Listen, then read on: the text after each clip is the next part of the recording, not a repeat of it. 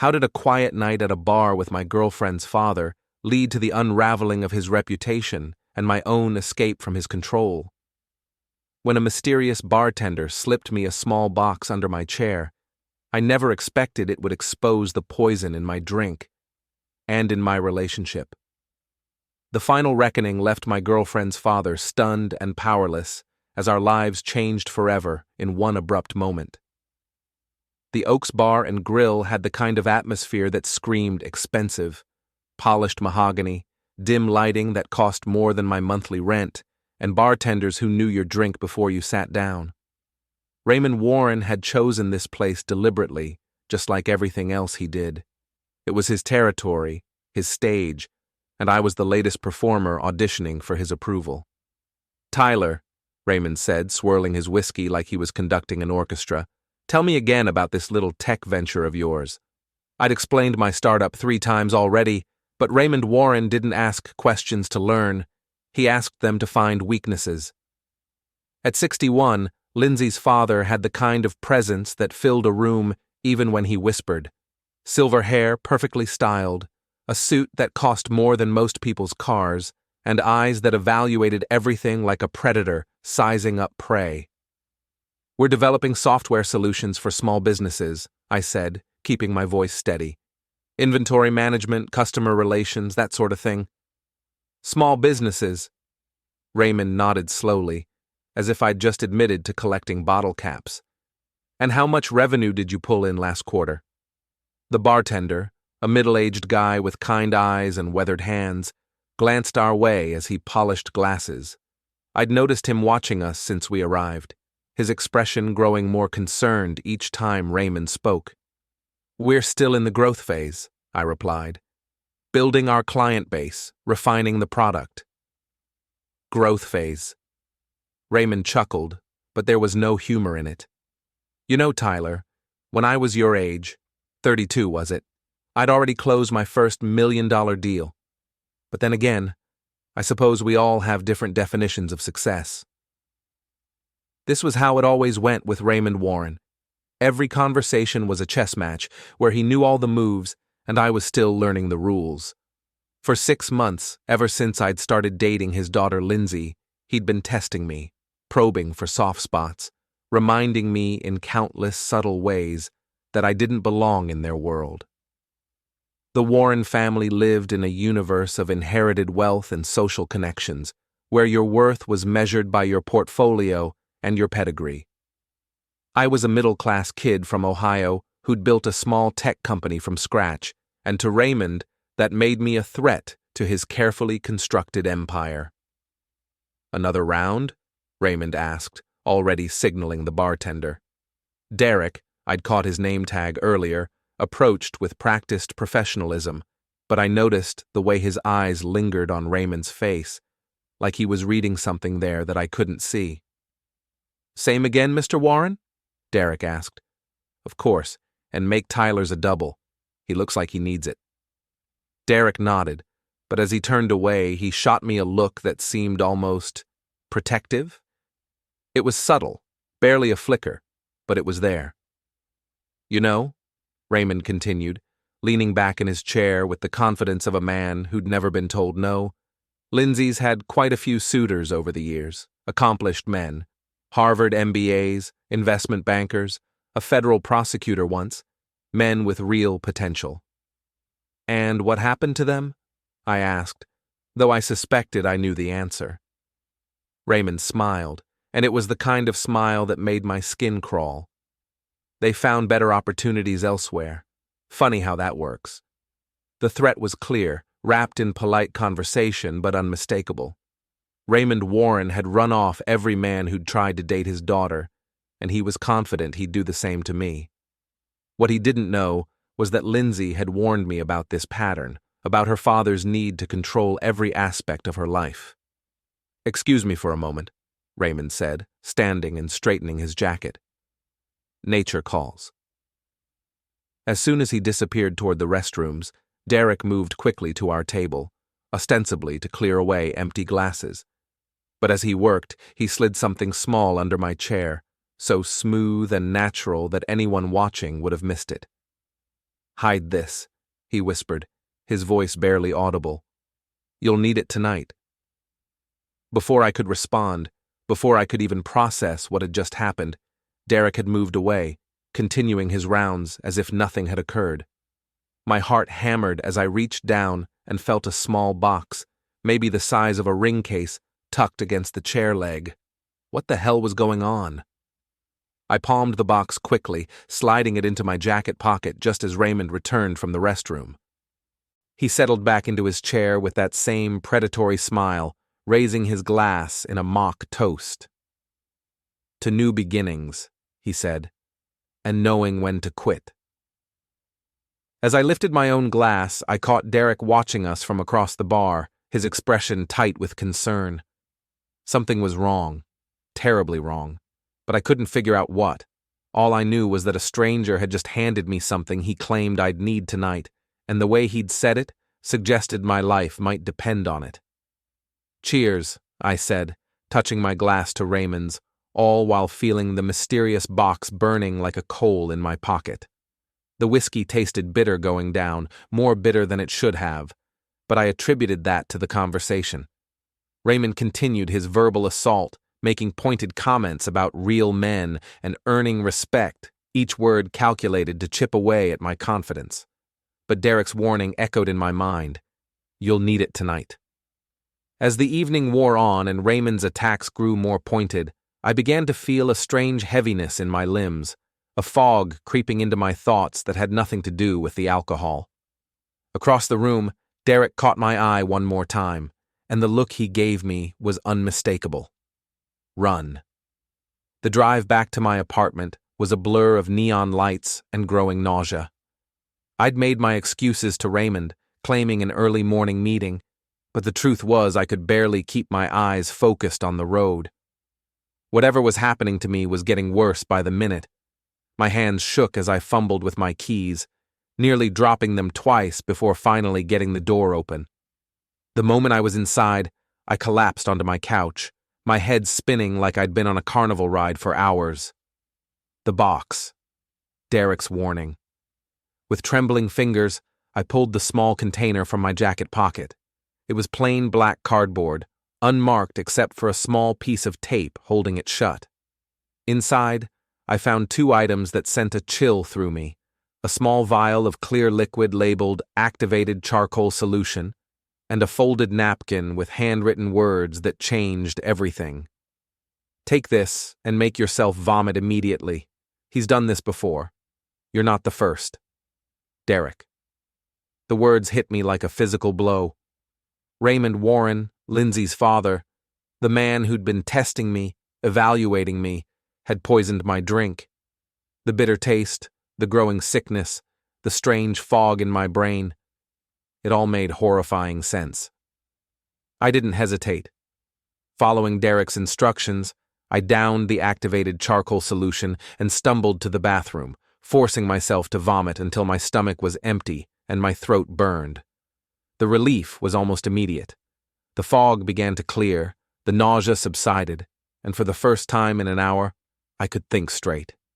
As I sat on my bathroom floor, back against the cool tile wall, the full magnitude of what had happened began to sink in. Raymond Warren had tried to slip something into my system. Not to end my life, the amount had been too small for that, but to leave me helpless, to embarrass me, to prove his point about my weakness and unworthiness. And according to Derek, I wasn't the first. My phone buzzed with a text from Lindsey. "How did it go with Dad? Hope he wasn't too awful." I stared at the message for a long moment, trying to figure out how to respond. How do you tell someone that their father is a monster? That the man who raised them, who claims to love and protect them, had just committed a felony in the name of family honor? Instead of texting back, I called her. "Tyler?" Lindsey's voice was warm with concern. "You sound terrible. What happened?" "I need you to come over," I said. "Right now. There's something you need to know about your father." The silence stretched between us, heavy with unspoken fears. Lindsey Warren was 27 years old, brilliant, beautiful, and trapped in a gilded cage built by her father's obsessive control. She'd told me stories about his interference in her life, his need to approve her friends, her jobs, her choices. But this was beyond anything either of us had imagined. "Tyler, you're scaring me." "Good," I said. "You should be scared. We both should be." 20 minutes later, Lindsey was at my door, her dark hair pulled back in a messy ponytail, wearing the jeans and sweater she'd thrown on after my call. At 27, she had her father's sharp intelligence but none of his cruelty, her mother's elegant features softened by genuine kindness. "What happened?" she demanded the moment she was inside. I showed her the box, Derek's note, explained about the poisoned drink and the activated charcoal. With each word, I watched the color drain from her face, watched her world reshape itself around this new, terrible reality. "He slipped something into you," she whispered, sinking onto my couch as if her legs had given out. "My father did this to you." Derek said I wasn't the first. How many boyfriends have you had who got mysteriously sick after meeting your dad? How many who suddenly decided you weren't worth the trouble? Lindsey's hands were shaking now, her eyes wide with a mixture of horror and dawning understanding. "Oh God, Marcus Fitzgerald. I dated him 2 years ago. He was a prosecutor, really ambitious, really confident. But after he had dinner with my parents, he just changed. Said he felt sick for days, started avoiding me, eventually broke things off. And before him? Trevor Blackwood. Same thing. Dinner with Dad, got sick, disappeared from my life." Her voice was barely a whisper now. "How many others? How long has he been doing this?" I sat beside her, taking her trembling hands in mine. "The question isn't how long he's been doing it. The question is what we're going to do about it." Lindsey looked up at me, and I saw something new in her eyes. Not just horror, but rage. Pure, clean rage at the man who'd been manipulating her life from the shadows, poisoning her relationships literally and figuratively. "He can't keep doing this," she said. "He can't keep controlling my life, hurting people I care about." "No," I agreed. "He can't." As if summoned by our conversation, Lindsey's phone buzzed with a text. We both looked at the screen, and I felt a chill rush through me. The message was from her father. "Hope Tyler learned something tonight about respect. Some lessons are tougher than others. Choose wisely, sweetheart." The message was unmistakable. Raymond Warren wasn't just acknowledging what he'd done, he was signaling he'd repeat it and escalate if Lindsey didn't fall in line. "He's not even trying to hide it," Lindsey breathed. "He's proud of himself." I took the phone from her hands and captured the message, adding it to the evidence Derek had already provided. If Raymond Warren wanted a confrontation, he'd get one, but it wouldn't be on his terms, in his territory, or by his rules. "We're going to take him down," I said quietly. "Not with force, not with his games. We'll use the law, use his own arrogance against him, and make sure he never puts anyone at risk again." Lindsey met my eyes, and I saw the steel that her father had tried so hard to break. "What do you need me to do?" "First, we document everything. Every text, every threat, every pattern of behavior. Then, we build a case so airtight that even his money and connections can't save him." "And then?" I smiled, but there was no warmth in it. "Then we show him what happens when you underestimate the people you're trying to destroy." The next morning, I woke up with a clarity I hadn't felt in months. The fog of Raymond's manipulation had lifted, replaced by cold, methodical anger. I had work to do. My first stop was my office, a modest space in a converted warehouse where my company, Grant Solutions, operated with a team of 8 dedicated employees. My business partner, Allison Rivera, took one look at me and knew something had changed. "You look like you've seen a ghost," she said, following me into my private office. "What happened with Lindsey's father?"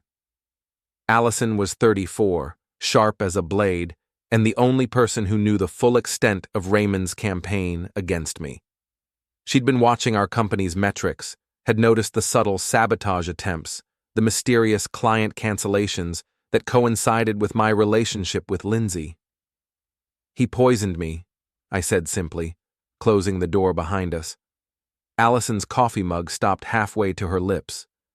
"I'm sorry, what?" I explained everything: the bar, Derek's intervention, the evidence, Raymond's threatening text to Lindsey. With each detail, Allison's expression grew darker. "That miserable excuse," she breathed. "Tyler, we need to call the police." "We will. But first, I need to check something." I turned to my computer and began digging through our company's server logs, looking for the digital fingerprints I suspected I'd find. It didn't take long. Over the past 3 months, someone had been attempting to access our client database, trying to dig up dirt on our business practices, looking for leverage. "Look at this," I said, pointing to the screen. "These IP addresses, they're all traced back to Warren Industries' corporate network." Allison leaned over my shoulder, her eyes scanning the data. "He's been trying to hack us?" "More than that. Look at these email logs." I pulled up another window, showing a series of messages that made my stomach turn. "He's been contacting our employees, offering them jobs at higher salaries if they quit without notice. He tried to bribe Janet from accounting, offered Marcus from development a 20% raise to jump ship. That's corporate espionage. That's felony interference with business operations," I finished. "And we have proof." My phone rang, interrupting our investigation. The caller ID showed a number I didn't recognize, but something told me to answer. Tyler Grant. "Mr. Grant, this is Derek Collins from the Oaks. We met last night." My pulse quickened. "Derek, thank you for—" "Don't thank me yet. Can you meet me somewhere private? There's more you need to know about Raymond Warren."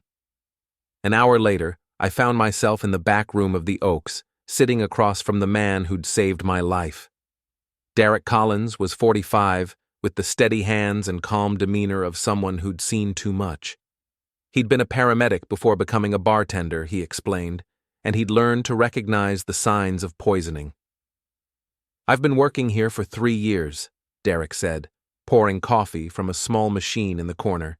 "In that time, I've seen Raymond Warren bring in 7 different young men, always the same pattern: drinks, conversation, bathroom break, and then the guy starts looking sick." 7? I felt sick myself. How many of them were dating his daughter? All of them, and they all disappeared from her life within a week. Derek reached into a desk drawer and pulled out a small USB drive. "I started keeping security footage after the 3rd time. Nothing admissible in court. The cameras don't catch the actual poisoning, but it shows the pattern clear as day." I took the drive with hands that shook slightly. "Why didn't you call the police?" "With what? Suspicion? A feeling? Raymond Warren has half the city's politicians in his pocket. I needed proof, and I needed someone willing to fight back." Derek met my eyes. "You're the first one who didn't just disappear." "What kind of poison was he using?" "Most likely a fast-acting sedative. Not enough to cause lasting harm, but enough to leave you nauseous, disoriented, and exposed. Classic psychological pressure." I thought about all the men who'd come before me, all the relationships Raymond had destroyed with his chemical manipulation. The scope of his cruelty was staggering. "There's something else," Derek continued. "Last night, after you left, Raymond stayed for another hour. He was making phone calls, talking about teaching lessons and removing obstacles. I think he's planning something bigger for you." A chill ran through me. What kind of something bigger?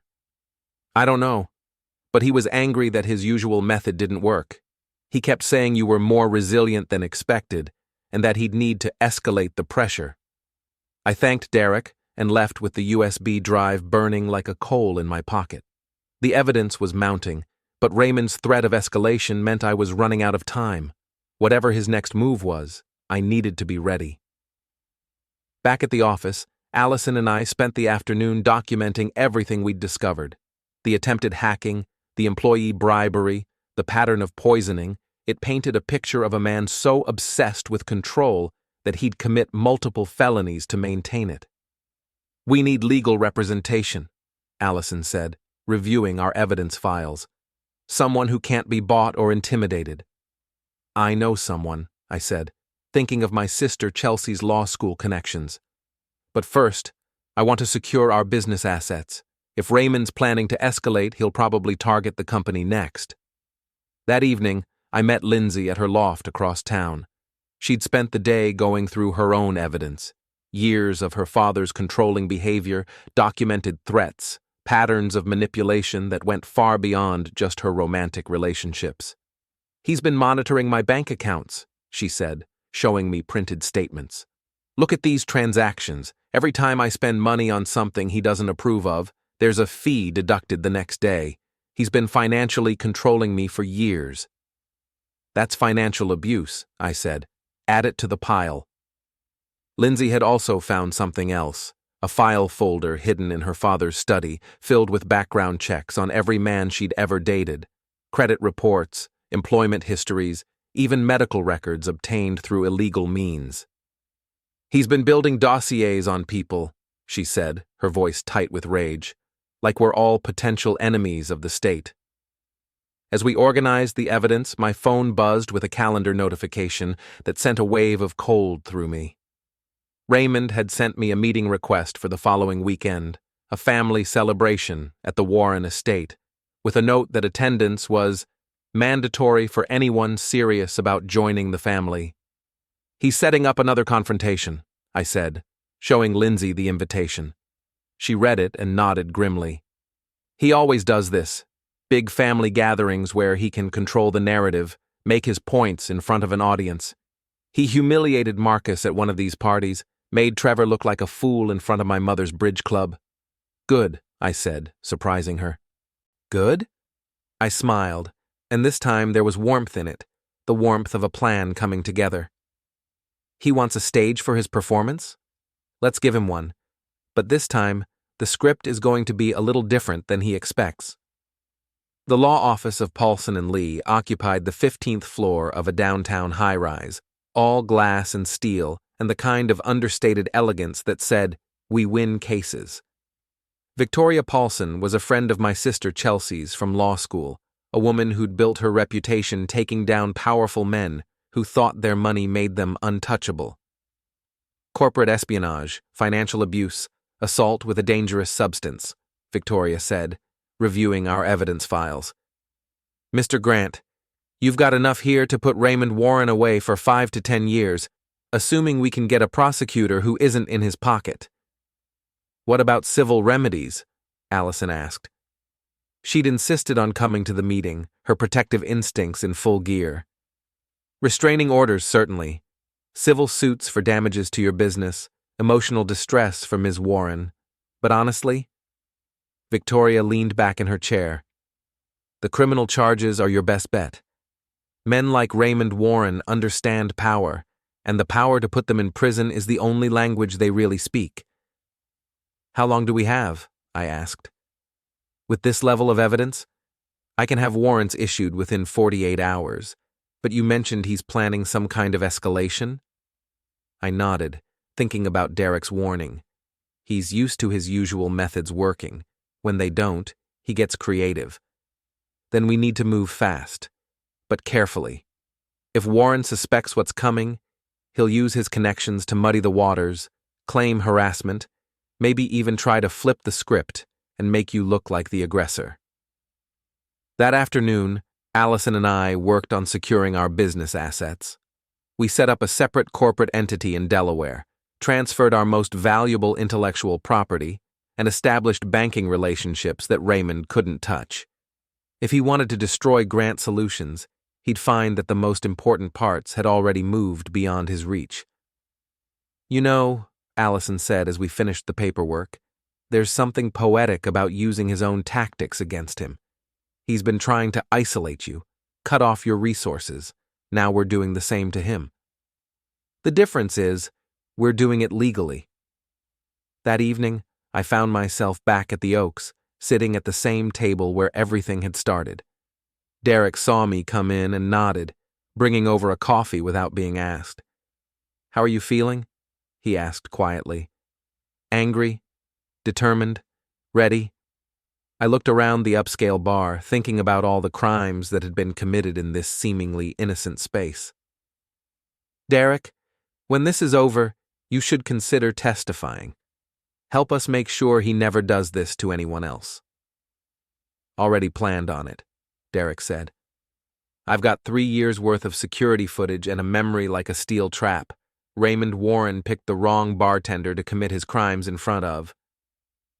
Back at Lindsey's loft, we spent the evening planning our strategy for the family gathering. It would be our one chance to confront Raymond publicly, to expose his crimes in front of the people whose opinion he valued most. "My mother will be there," Lindsey said, pacing the living room. "My Aunt Patricia, Uncle George, probably some family friends. Dad loves an audience when he thinks he's winning." "What about your mother? Will she support you when the truth comes out?" Lindsey's expression darkened. "Mom's been enabling him for 30 years. She knows he's controlling, knows he's manipulative, but she's never stood up to him. I don't expect that to change now." "That's okay. We're not doing this for her approval. We're doing this to set boundaries, to make it clear that his behavior has consequences." The next few days passed in a blur of preparation. Victoria Paulson worked her contacts in the prosecutor's office, building support for criminal charges. Allison coordinated our business transition, ensuring that Grant Solutions would survive whatever Raymond threw at us. And I spent hours with Derek, going over every detail of the security footage, making sure our evidence was bulletproof. Meanwhile, Raymond seemed to be escalating his campaign of intimidation. Lindsey received daily texts from him, each one more controlling than the last. He questioned her whereabouts, demanded explanations for her spending, and made increasingly pointed comments about choosing family over strangers. "He's getting desperate," Lindsey observed after a particularly nasty message. "He can sense that he's losing control, and it's making him reckless." Good. Reckless people make mistakes. The breakthrough came on Thursday, 2 days before the family gathering. Chelsea called me with news that changed everything. "Tyler, you need to hear this. I was talking to my friend Janet, the one who works at the DA's office. She said they've been building a case against Raymond Warren for months, something about bid rigging and bribery in city contracts. They already have a case against him, a big one, but they've been having trouble getting witnesses to cooperate. Apparently people are afraid of him." Chelsea paused. "But if you come forward with evidence of his personal crimes, it might give other victims the courage to speak up." I felt a surge of satisfaction. Raymond Warren's empire was crumbling from multiple directions, and he didn't even know it yet. Friday evening, Lindsey and I had dinner at a quiet restaurant across town, making our final preparations for the confrontation. She'd written a letter to her father, explaining her decision to cut contact and move away. I'd prepared my own statement, a calm, factual recitation of his crimes that would be impossible to deny or deflect. "Are you ready for this?" I asked as we walked back to her car. "I've been ready for years," Lindsey said. "I just didn't know how to fight back before." "And after tomorrow, when we've burned all the bridges?" She stopped walking and turned to face me, her eyes bright with determination. "After tomorrow, we start over. New state, new life, no more looking over our shoulders waiting for the next manipulation." "I love you," I said, the words coming out more intensely than I'd intended. "I love you too. And tomorrow, we're going to show my father what happens when he underestimates people who love each other." As we drove toward the Warren estate for what would be our final family gathering, I felt a calm settle over me. We had the evidence, we had the plan, and we had each other. Raymond Warren was about to learn that some people couldn't be poisoned, couldn't be intimidated, and couldn't be controlled.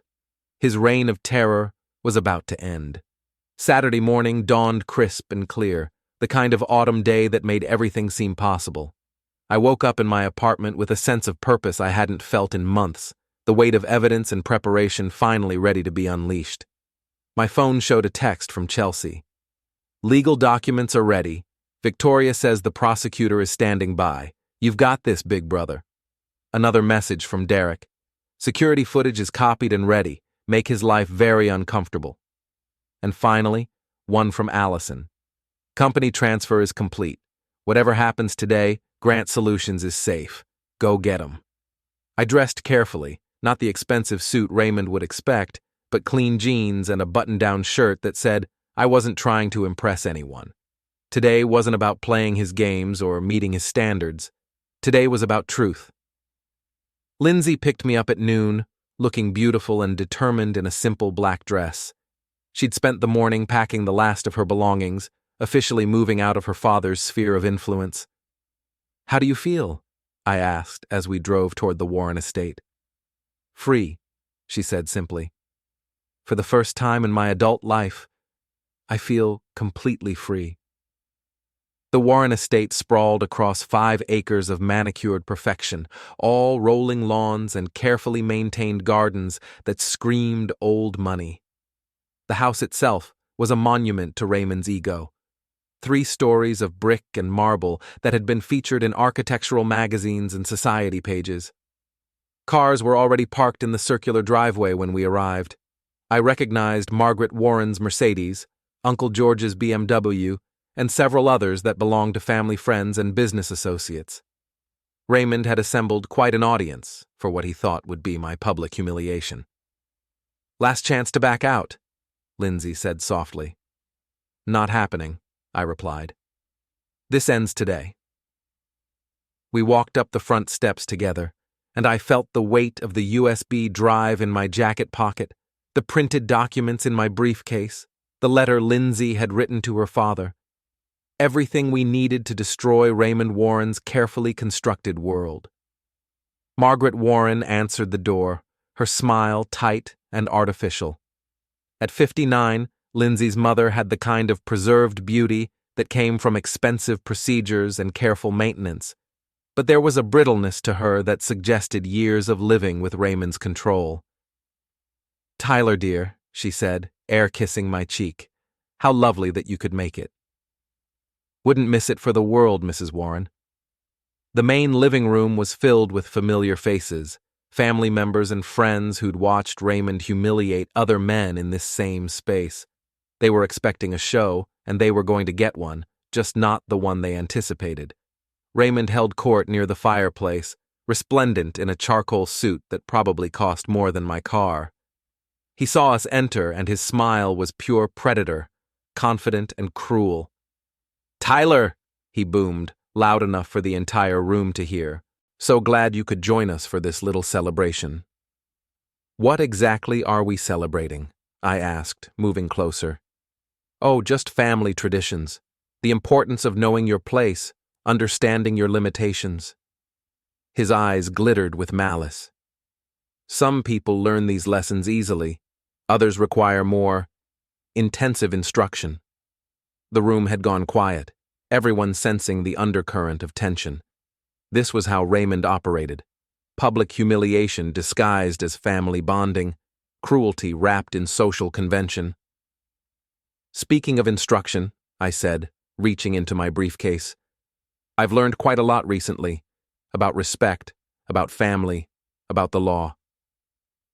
Something in my tone must have alerted Raymond, because his smile faltered slightly. "Oh?" "For instance, I learned that secretly adding substances to someone's drink is treated as a serious criminal offense in this state." I pulled out Derek's note, holding it up for everyone to see. "I also learned that an attentive bartender can prevent real harm when someone tries to tamper with what you're drinking." The room erupted in shocked murmurs. Margaret Warren's face drained of color. Uncle George stepped closer, his expression shifting from confusion to alarm. "Tyler, what are you talking about?" Margaret stammered. "I'm talking about your husband's habit of interfering with his daughter's partners." I turned to address the room. 3 nights ago, Raymond Warren slipped Rohypnol into my drink at the Oaks Bar. If not for the intervention of the bartender, who'd seen him do this before, I would have been seriously injured. "That's ridiculous," Raymond said, but his voice lacked its usual confidence. "You can't prove—" "Actually, I can." I pulled out my phone and connected it to the room's smart TV, something Raymond had installed to show off his tech savvy. The security footage from the Oaks filled the large screen, showing Raymond's suspicious behavior, his trips to the bar, his careful positioning near my drink. "This footage shows a clear pattern," I continued. "The same pattern Derek Collins, the bartender, has observed with 7 different men over 3 years. All of them dating your daughter. All of them mysteriously getting sick after drinks with you." The room fell into absolute silence, everyone staring at the screen in shock.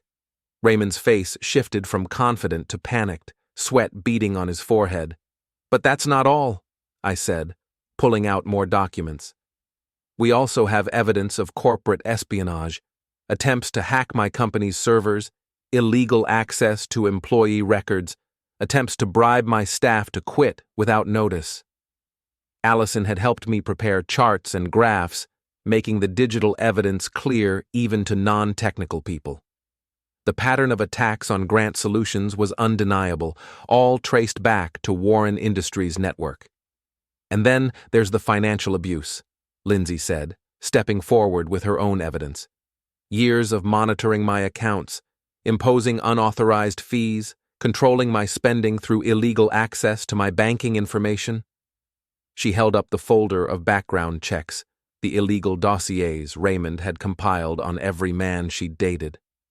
Private investigators, medical records obtained through fraud, credit reports accessed without consent, all felonies, all documented. Raymond was backing away now, his face flushed with rage and panic. "You can't. This is family business. You don't understand the pressures." "I understand perfectly," I said. "You're a criminal who's been using fear and manipulation to control people for years. But that ends today." I pulled out Victoria Paulson's legal documents, the restraining orders and civil suits we'd prepared. "As of Monday morning, you'll be facing criminal charges for assault, corporate espionage, and financial fraud. Your access to Lindsey's accounts has been terminated, your ability to interfere with my business has been eliminated, and your reign of terror over your daughter's personal life is over." The room was in chaos now, family members and friends backing away from Raymond as if he'd become radioactive. Margaret Warren was crying, Uncle George was demanding explanations, and several guests were quietly making their way toward the door. "This is impossible," Raymond sputtered. "I have connections, I have influence." "You have criminal exposure," I interrupted. "And according to my sources in the DA's office, this is just the beginning. Apparently, they've been building a case against you for months. Bid rigging, bribery, corruption. Our evidence just gave them the final pieces they needed." Raymond's empire was crumbling in real time, his carefully constructed image dissolving in front of the people whose respect he craved most. But I wasn't done yet. "Oh, and Raymond?" I said, pulling out the final document, Lindsey's letter. "Your daughter has something to say to you." Lindsey stepped forward, her letter trembling slightly in her hands, but her voice was steady and strong. The room fell silent again, everyone sensing that this was the moment everything would change forever. "Dad," she began, "for 27 years, I've lived under your control. You've monitored my friendships, sabotaged my relationships, and manipulated every aspect of my life. I told myself it was love, that you were protecting me, that your behavior came from caring." Raymond tried to interrupt, but Lindsey held up her hand, and for the first time in her life, he actually stopped talking. "But love doesn't poison people. Love doesn't destroy relationships through fear and manipulation. Love doesn't require illegal surveillance and financial abuse." Her voice grew stronger with each word. "What you've done isn't love. It's obsession, it's control, and it's over." She looked directly at her father, and I saw years of suppressed anger finally finding its voice. "I'm moving to Colorado with Tyler. We're starting over, building a life together, and you have no place in it. You forfeited the right to call yourself my father through your own actions. Lindsey, please. Margaret Warren sobbed from across the room. He's your father. He loves you. No, Mom, Lindsey said, turning to face her mother. Someone who loves me wouldn't tamper with my boyfriend's drink. Someone who loves me wouldn't break into my bank accounts or compile unlawful files on people I care about. And someone who truly loved me would want me to be happy, even if that happiness didn't include them. She handed Raymond the letter, but he made no move to take it. His hands hung at his sides, his face a mask of shock and disbelief. The man who'd controlled every conversation, every interaction, every relationship in his daughter's life was finally speechless. The letter explains everything, Lindsey continued. My new address is not included and it never will be. My phone number is changing. My bank accounts have been moved to institutions you can't access. As of today, you have no power over me, no control over my life, and no ability to hurt the people I love. I stepped forward, pulling out the final piece of our evidence, the USB drive Derek had given me, containing 3 years of security footage revealing Raymond's repeated pattern of secretly tampering with his daughter's partner's drinks. This goes to the police on Monday morning, I said, holding up the drive. Along with testimony from Derek Collins, financial records showing your illegal access to Lindsey's accounts, and digital forensics proving your attempts to sabotage my business. The DA's office is very interested in adding these charges to their existing case against you. Raymond finally found his voice, but it came out as a croak. You can't. I won't let you. You don't get to let us do anything anymore, I said. That's the point. Your opinion doesn't matter. Your approval isn't required. Your permission is not needed. We're adults making adult decisions, and you have no say in any of it. The transformation in Raymond Warren was stunning to watch. The confident, controlling patriarch had become a confused, powerless old man, his entire world view crumbling around him. For the first time in his life, someone had called his bluff and won. Furthermore, I continued, any attempt to contact Lindsey, to interfere with our lives, or to retaliate against either of us will be considered harassment and will result in additional criminal charges. Victoria Paulson, our attorney, has already briefed the police on your history of manipulation and intimidation. I looked around the room at the assembled family and friends, all of whom were staring at Raymond with mixtures of horror, disgust, and dawning understanding. For those of you who are wondering, I said, addressing the room, Derek Collins, the bartender at the Oaks, has agreed to testify about everything he's witnessed over the past 3 years. The security footage is clear, the pattern is undeniable, and the physical evidence is overwhelming. Raymond Warren is going to prison. Uncle George stepped forward, his face pale. Raymond, is this true? Did you really do this to this young man? Raymond opened his mouth, but no words came out. The silence stretched on, becoming an admission in itself. Oh my God, Margaret Warren whispered. Raymond, what have you done?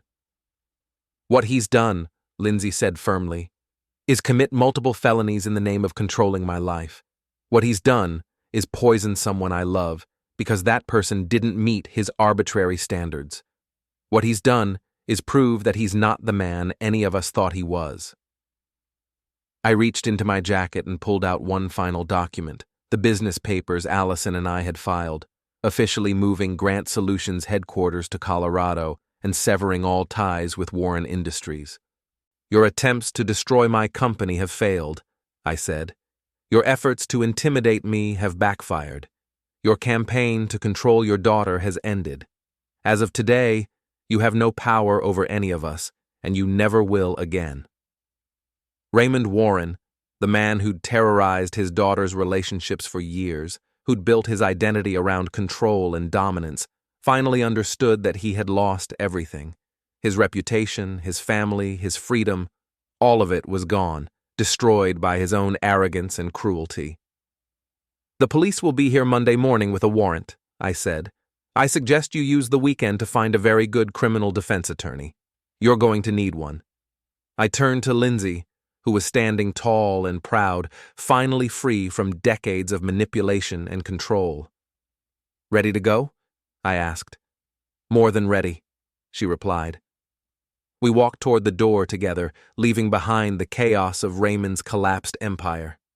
Behind us, I could hear Margaret Warren crying, Uncle George demanding explanations, and Raymond Warren, the man who'd always had the last word, standing in stunned, defeated silence. As we reached the threshold, I turned back one final time to look at the man who'd tried to destroy my life, who'd poisoned me, who'd spent years terrorizing his own daughter in the name of love. Raymond Warren stood in the center of his magnificent living room, surrounded by the wreckage of his reputation, finally understanding what it felt like to be powerless. His face was a mask of shock and disbelief, his mouth opening and closing soundlessly as the full magnitude of his downfall hit him. "Goodbye, Raymond," I said quietly. "Enjoy prison." Lindsey took my hand, and together we walked out of the Warren estate and into our new life, leaving Raymond Warren speechless and powerless